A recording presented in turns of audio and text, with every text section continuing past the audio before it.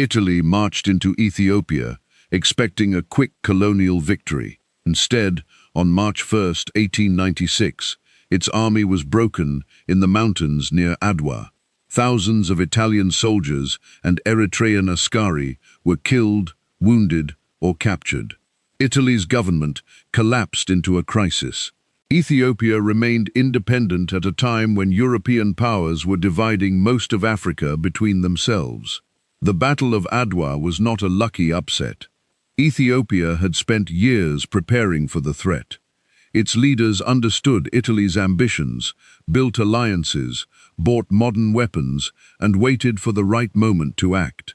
This is the story of how Emperor Menelik II and Empress Taytu Betul turned a treaty dispute into one of the most important victories in African history. Before dawn on March 1, Italian troops were already moving through the mountains. The terrain around Adwa was difficult even in daylight. At night, it became almost impossible to read. Narrow paths crossed steep ridges and deep ravines. The ground was uneven, cold, and covered with loose volcanic rock. Italian soldiers moved in separate columns, guided by maps that did not match the land in front of them. Mules struggled to pull artillery through rough passes. Officers tried to keep their units together. Messages moved slowly from one group to another. Some commands arrived too late. Others were misunderstood along the way. By sunrise, the Italian army was no longer moving as one force. Several brigades had drifted apart. That mistake would decide the battle. Across the mountains, the Ethiopian army was already awake. Thousands of warriors had gathered under the command of Menelik II. Some carried modern rifles purchased from European traders. Others carried older firearms, swords, shields, and spears. Priests walked through the camp. Horses were prepared. Food and water were distributed. Women handled supplies, cared for the injured, and helped keep the enormous army functioning. The Ethiopian camp was not a loose crowd waiting for battle. It was a massive force, organized around one urgent goal. Italy had come to take control of Ethiopia. Ethiopia intended to stop it. To understand why this battle mattered so much, we need to go back several years. At the end of the 19th century, European powers were taking control of Africa at a terrifying speed. Britain expanded across the continent. France seized territory in the west and north. Belgium took the Congo. Germany claimed colonies in several regions. Portugal and Spain held land as well. Italy wanted to prove that it belonged among those powers. It had unified as a country only a few decades earlier. It had no empire equal to Britain or France. Italian leaders believed that colonial expansion would bring prestige, wealth, and respect. The Red Sea coast became Italy's first target. Italy established control over Eritrea and began looking inland. Ethiopia was larger, stronger, and far more organized than many European officials expected. But Italian politicians believed they could bring it under control through diplomacy first, then force if needed. At the center of Ethiopia's response stood Menelik II. Menelik was not born as emperor. His birth name was Sahle Mariam. He came from Shewa, a powerful region in central Ethiopia. At that time, Ethiopia had an emperor, but authority was constantly challenged by regional rulers, noble families, military leaders, and competing claims to power. A crown did not guarantee obedience. A ruler had to earn loyalty and defend his position. Sahle Mariam learned that lesson early in life. When he was young, Emperor Tewodros II invaded Shewa. Sahle Mariam's father died during the conflict. The young prince was captured and taken to Magdala, a mountain fortress controlled by Tewodros. He lived there for years. Those years gave him a close view of how power could rise and collapse. Tewodros was ambitious. He wanted to centralize Ethiopia, modernize its army, and reduce the influence of rival nobles. He had intelligence, courage, and vision. But he also ruled harshly. His enemies multiplied. His authority weakened as his demands became more extreme. Sahle Mariam watched all of it. When he escaped and returned to Shewa, he did not rush into open conflict.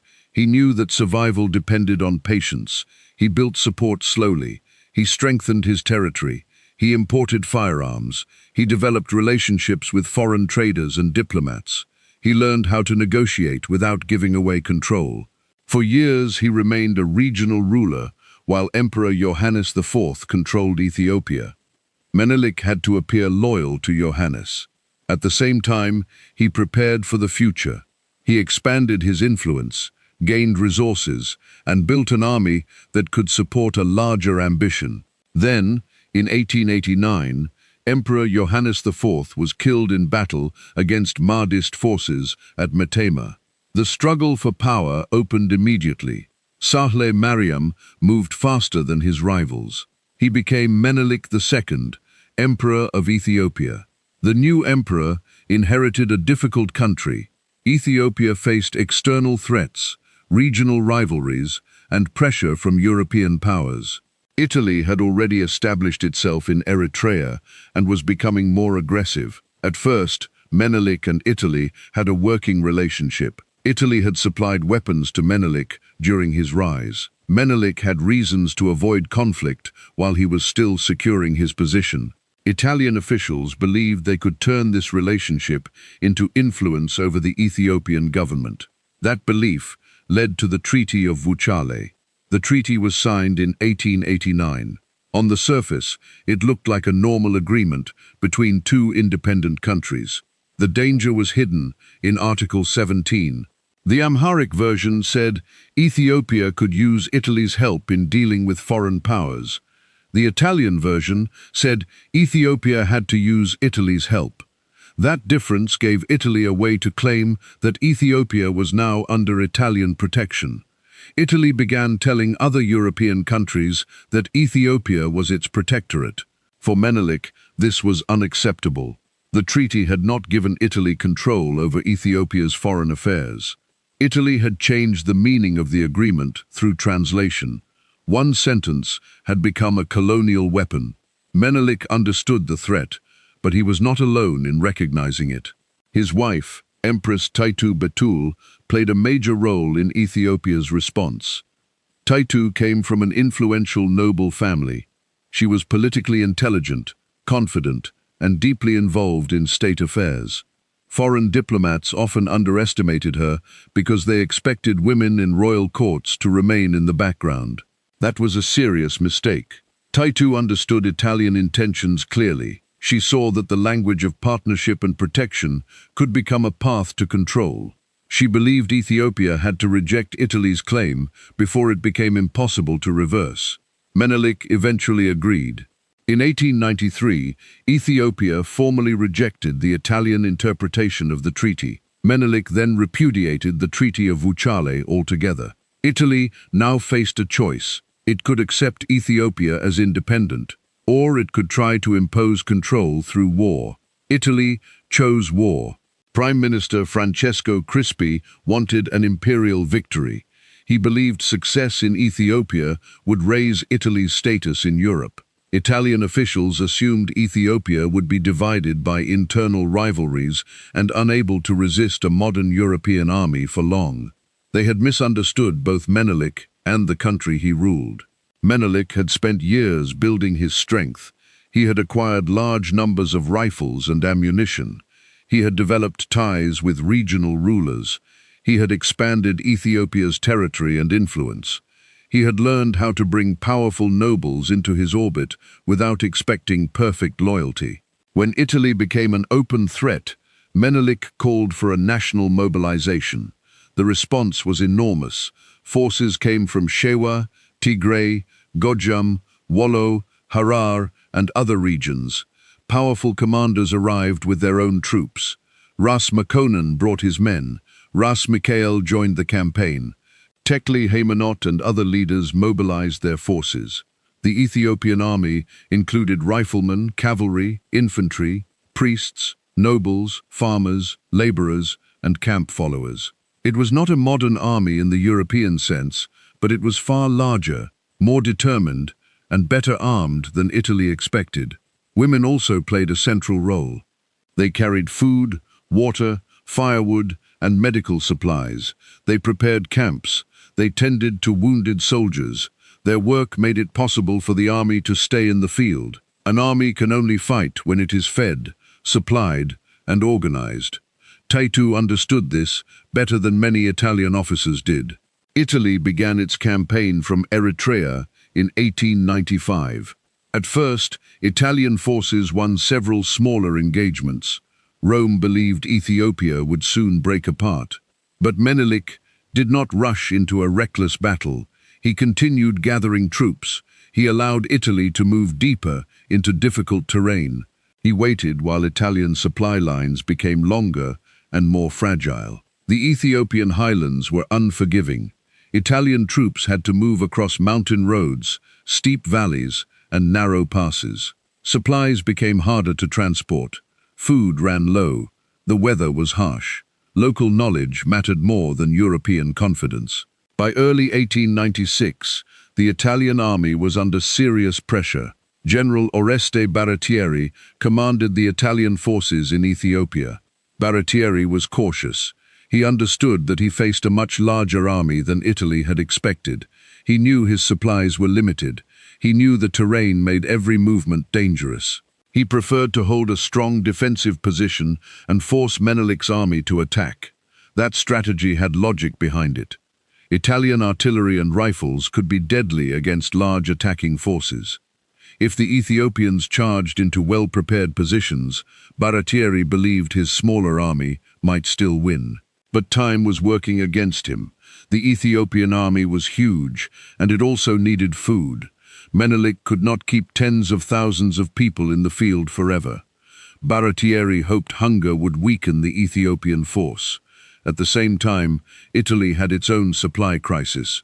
The Italian army was exhausted. Food was scarce. Soldiers were frustrated. Political leaders in Rome were impatient. Crispi wanted a victory. He had little patience for caution. Messages sent from Rome pressured Baratieri to act. Italian officials feared that retreat would look like weakness. Baratieri called a council of war. His officers debated whether to retreat, remain defensive, or advance toward the Ethiopian positions. The final decision was to move forward. The plan was ambitious. 4 Italian brigades would march through the darkness, take positions near the Ethiopian army, and prepare to fight from defensive ground. The plan depended on accurate maps, careful timing, and close coordination. Almost none of that happened. The night march began on February 29. Italian columns moved through rough mountain terrain. The darkness made it difficult to judge distance. Officers struggled to identify landmarks. Some units took the wrong paths. Others moved too far ahead. Messages could not travel quickly through the broken landscape. One brigade under General Albertone advanced farther than planned. Another brigade under General Arimondi struggled to keep its position. General de Bormida's brigade drifted away to the right and became separated from the rest of the army. By the time daylight arrived, the Italian force was stretched across the mountains. Menelik's commanders saw the weakness. The Italian brigades were isolated. Instead of facing one united army, Ethiopia could attack smaller groups one at a time. The first major fighting began around Albertone's brigade. Albertone commanded a force that included many Eritrean askari. They fought hard. Italian artillery fired into advancing Ethiopian forces. Rifle volleys cut down men on the slopes. The Ethiopians suffered heavy losses in the early stages of the battle. But Albertone's men had moved too far forward. They were exposed. Ethiopian forces attacked from several directions. The Italian brigade could not receive help fast enough. The ground made it difficult to withdraw. Every attempt to regroup created more confusion. The battle grew more violent as the morning continued. Ethiopian commanders pushed into gaps between the Italian positions. They used the ridges and valleys to move troops around the flanks. They understood the landscape and could see where Italian units had become disconnected. Italy's strength depended on discipline and coordination. At Adwa, that coordination disappeared. Menelik faced difficult decisions during the battle. Italian fire was inflicting serious losses.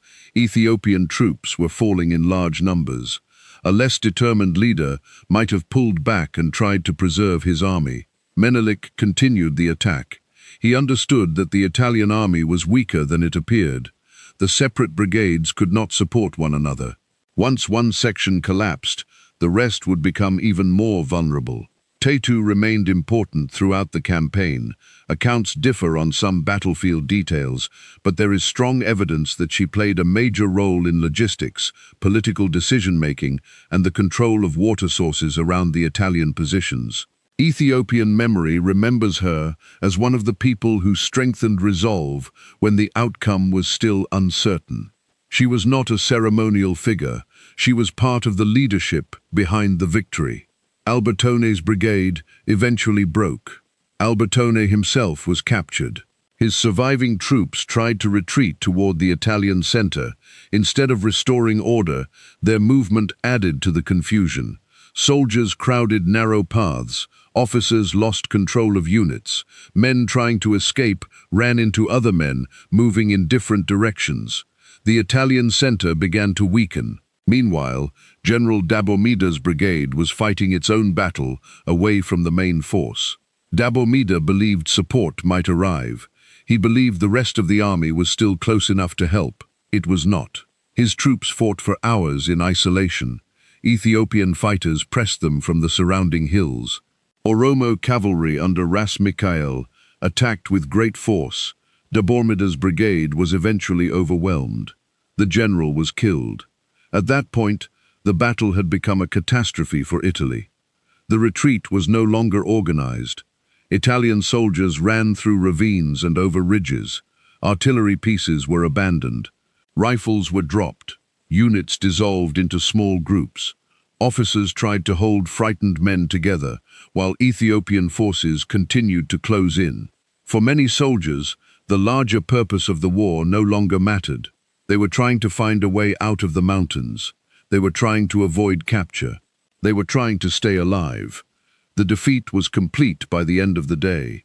Thousands of Italian soldiers and Eritrean askari had been killed, wounded, or captured. Ethiopia had also suffered heavy losses. Many Ethiopian fighters died during repeated attacks against Italian rifles and artillery. Adwa was not an easy victory. It was costly, but its political effect was enormous. Italy had tried to turn Ethiopia into a protectorate. Instead, Ethiopia had destroyed Italy's invading army. The news reached Rome quickly. Italy's government was shaken. Crispi was forced to resign. Italian newspapers struggled to explain how a European force had been defeated so badly by an African army. Some blamed poor leadership. Some blamed the terrain. Some blamed bad maps and failed communication. All of those factors mattered, but the deeper reason was clear. Ethiopia had prepared better than Italy expected. Menelik had built alliances. Ethiopia had gathered a larger army. Its leaders understood the terrain. They knew the stakes. They fought for independence. While many Italian soldiers were fighting for an imperial project they barely understood. The impact of Adwa went far beyond Ethiopia. Across Africa, people saw the battle as proof that European power could be challenged. Across the black diaspora, Ethiopia became a symbol of resistance and dignity. At a time when colonial powers were claiming that Africa could not defend itself, Adwa offered a powerful answer. An African state had defeated a European army in open battle. That did not end colonialism. European empires continued to rule much of Africa. Italy would later return under Benito Mussolini and occupy Ethiopia in the 1930s. But Adwa changed the imagination of resistance. It showed that colonial expansion was not inevitable. It showed that preparation could defeat arrogance. It showed that a country facing a larger imperial system could still protect its independence. After the battle, Menelik did not attempt a reckless invasion of Eritrea. He negotiated from a position of strength. The Treaty of Addis Ababa, signed later in 1896, recognized Ethiopia's sovereignty. Italy abandoned its protectorate claim.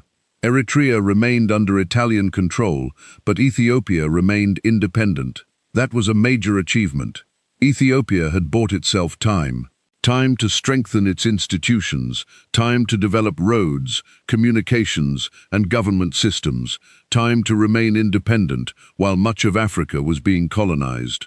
The legacy of Menelik is complex. He was a defender of Ethiopian independence, but he was also an empire builder. His government expanded through military conquest and absorbed other regions by force. His reign cannot be understood as a simple story of good against evil. But Adwa remains one of the clearest examples of anti-colonial resistance in modern history. It was not a miracle. It was the result of preparation, diplomacy, weapons, leadership, logistics, and political courage. Menelik had spent years building the conditions for survival. Taytu had recognized the colonial trap before it became permanent. Ethiopian commanders had brought together forces that did not always trust one another. Ordinary people carried food, water, ammunition, and wounded soldiers through the mountains. When Italy finally attacked, Ethiopia was ready. That is why Adwa still matters. Powerful countries often speak as though their plans are permanent. They claim that resistance will fail. They expect weaker nations to accept decisions made somewhere else. The people at Adwa proved that history can move in another direction.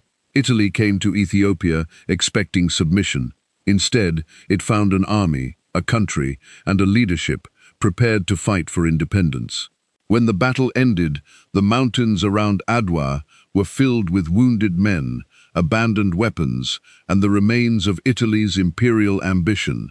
Menelik II, who had once lived as a captive, had defended a sovereign state. Taytu Betul, who understood Italy's intentions from the beginning, had helped shape the response that made victory possible. And the message of Adwa traveled far beyond Ethiopia. The European empire could be defeated. African independence could be defended. The future was still open. If this story gave you a new perspective on African history and the age of empire, subscribe for more stories that deserve to be remembered.